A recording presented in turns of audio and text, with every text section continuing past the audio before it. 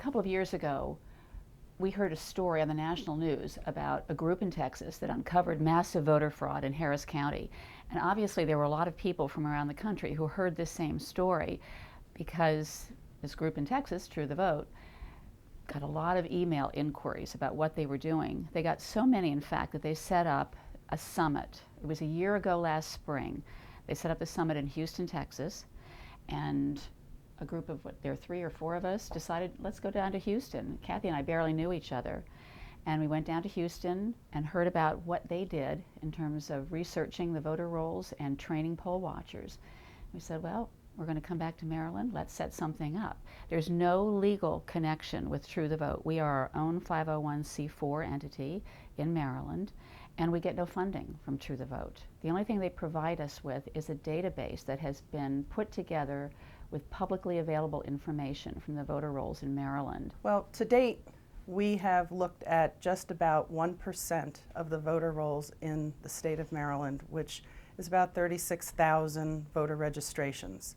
And of those voter registrations, there were 11,000 that had irregularities in them. Of the 11,000 challenges that we have filed, approximately 1,500 were originally deceased voters who were active on the voter registration past their date of death. Just changing your address and not notifying the Board of Elections will not take you off the voter registration. Similarly, if you die in the state of Maryland, you should come off the voter registration by virtue of a report that's generated from the Department of Health and Mental Hygiene that is sent to the Board of Elections, and they're supposed to remove the dead voters. Our problem is that we don't think the system works very well. A college student that I spoke with up in Towson earlier this spring, she lives in New Jersey, that's where her residence is, but she's going to school in Maryland. She decided she wanted to change her voter registration from Maryland back to New Jersey and was told by the local board here in Maryland what to do and to notify them when her new registration card came through. She did all that, and a couple of months later, when I was talking with her, she had her computer open for me to see her registration. Up she popped on the Maryland Board of Elections website, and her current address was still listed as the college address in Towson, but now she had the alternate address in New Jersey. So she said, does this mean I could vote in 2 places? And I said, well, yes, probably, but I encourage you not to do that. What we are doing with our research is we're identifying a person as being deceased, matching it up with the Social Security Death Index listing, and giving that information to the Board of Elections. If they have to do additional checking to take someone off the voter rolls, that's their job. We're doing their job, and we're doing it for free.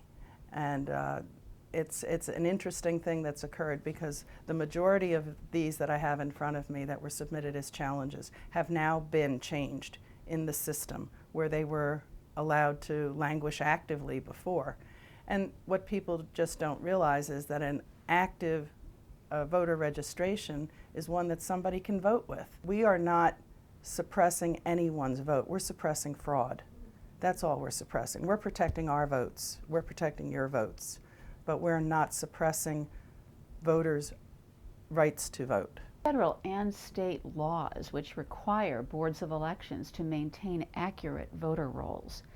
And our research, every time we turn it over to a local board and to the state board, we're always adamant to tell them we're trying to be of help to the Board of Elections because we realize it's a daunting task to keep the voter rolls current, but it's their obligation under federal and state law to keep them current.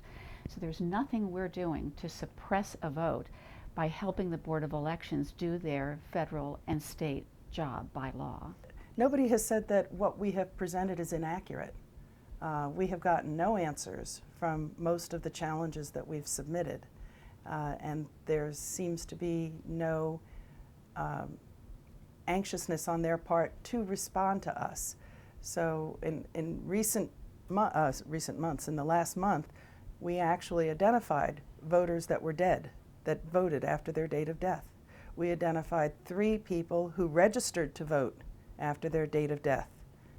We also had one person who's still in a nursing home who had duplicate voter registrations where she was alleged to have voted on both voter registrations for the last 10 years.